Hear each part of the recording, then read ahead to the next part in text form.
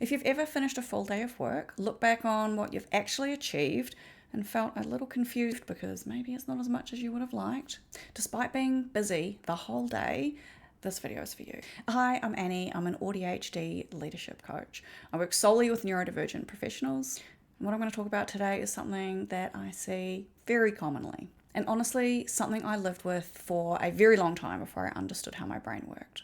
So before my diagnosis, I had a leadership role. I'd come into work, I would open up my laptop, I would see all of my emails, I would keyboard cat away for what seemed like hours. Suddenly it would be lunch, I would maybe have lunch on a good day. Then I'd be in back-to-back meetings. Suddenly it's the day's over, the day's done. I haven't done really anything, and now I've got to do the work that I really wanted to do the rest of the day.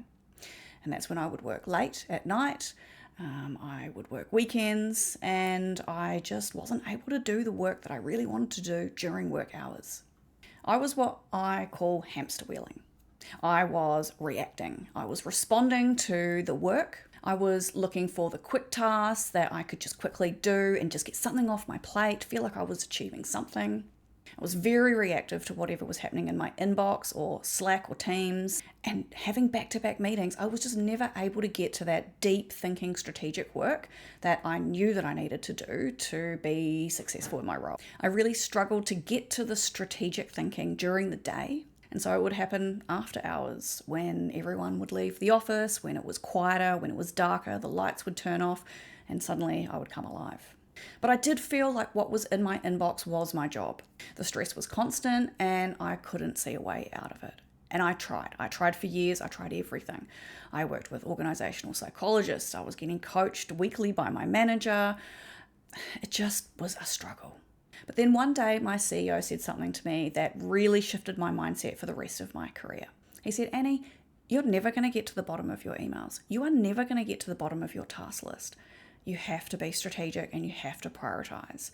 And that was the first time that I felt like I actually had permission to not do everything, but to be really selective and choose what I was going to do. And what I now know is this isn't a discipline problem.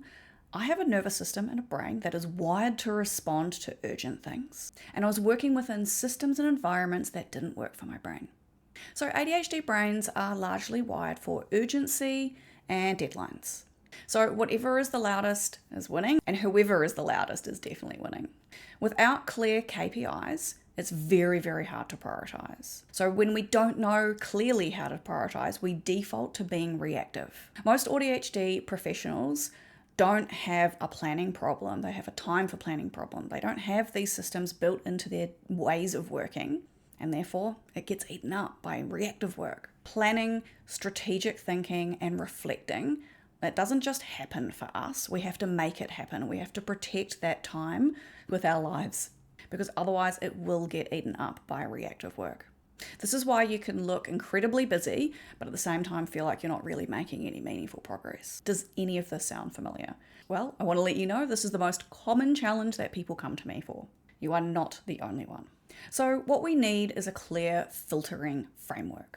First, we need to be really clear on what our goals and KPIs are. So what is your role actually measured on?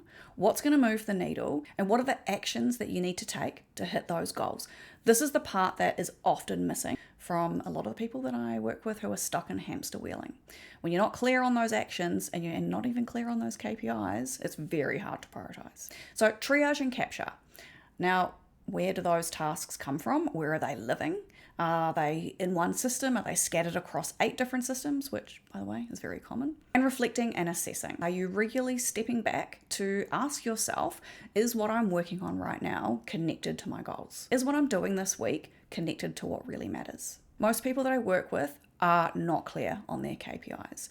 Their job description might speak to top-line targets. It might speak to behaviors or outcomes, but there's no clear actions that they need to take that they can measure their success on. They can decide, is this the work that I need to be doing? So they're often making up in the moment what they think is going to be the right thing to do. And when you are rushing and you feel like you don't have time, you're already on the hamster wheel, it's often really hard to make that decision.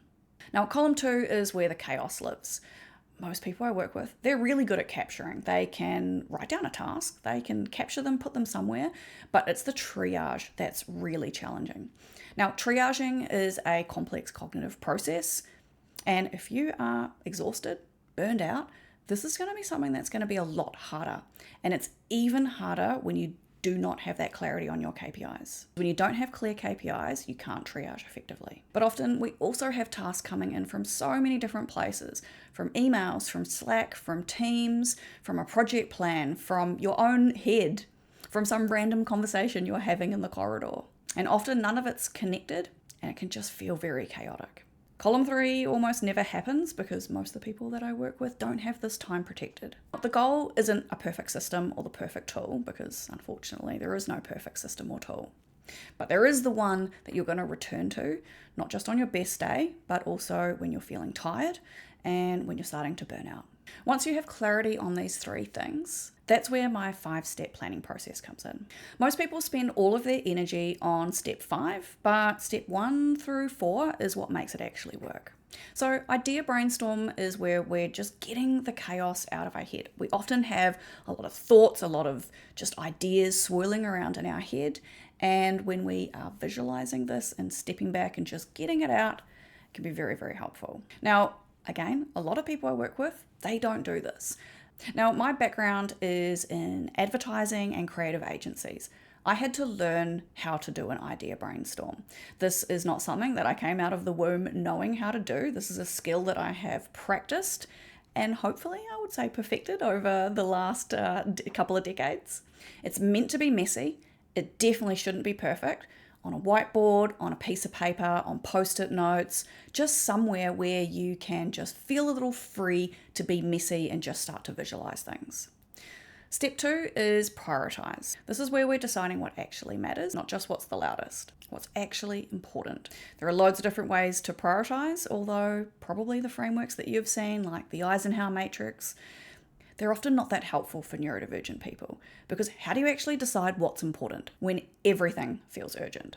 Step 3 is task breakdown. Usually if you can't start something, it's because your nervous system is telling you there's a reason why you can't start it. It's not just because you're a procrastinator. It's usually because the task is too big, it's often too vague. Often you might subconsciously know that you don't have the energy or the capacity to do this work. Now, if a task is over 2 hours, it does not belong on your to-do list for today. The chances of you getting up, getting distracted, forgetting what you're doing, coming back later and not completing it are very high. I have a rule that nothing goes on my task list for the day that is over 1 hour. If it's 2 hours or more, it's actually a project, maybe a mini project, and we need to break it down. At the end of the day, when we have these smaller tasks on our task list, we are more likely to be able to cross it off and say, yep, I did that, which creates a sense of dopamine. That creates confidence in your ability to finish things. It creates a sense of success, and it creates momentum for you to be able to do other work and confidence that you're actually able to focus. Step 4 is plan projects. This is where you are looking across your work, your task list, and your calendar to see how you can actually fit things in. Now, this is, again, a complex cognitive task, and this is often some of the strategic thinking that gets eaten up during our day-to-day when we're hamster wheeling. And if you're very tired or burned out, you're probably going to find this step challenging because it requires a lot of energy. Now, step 5, this is preparing your to-do list. I'm sure you're already doing this. I'm sure you've been told before it's a really good idea to write a list. But without the other 4 steps, this list is usually just a list of things that you haven't been able to complete, that you probably feel shame every time you look at your to-do list. And if I have a task list that's full of things that I haven't been able to do, that is not something that I'm going to want to come back to. So the to-do list isn't the problem. It's that usually we're trying to use it to do a job that it wasn't designed to do on its own. These aren't things you figure out all at once. These are skills that we learn, we practice, we experiment with. We want to find systems and methods that work for us and also that we can remember to come back to. The reason why most systems don't work for AuDHD brains is they are usually just not designed for our specific brain. And every AuDHD brain and nervous system is different. What works for one person may not work for another. And this is a fundamental principle of how I work with people. I'm not here to teach you a method. I'm here to help you build one that works for you. If what I've talked about today resonates, maybe you recognize yourself in the hamster wheel, or if you've tried every system and nothing works or nothing sticks, I'd love to have a conversation. I run a group coaching program called Overwhelm to Action. It's 8 weeks.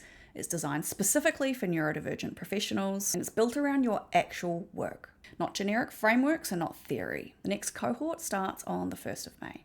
If you'd like to find out whether this is the right fit for you, there's a link to book a free 20-minute discovery call in the description. No pressure, it's just a conversation. And if this video was useful, please subscribe. I make content specifically for AuDHD professionals navigating work. See you in the next one.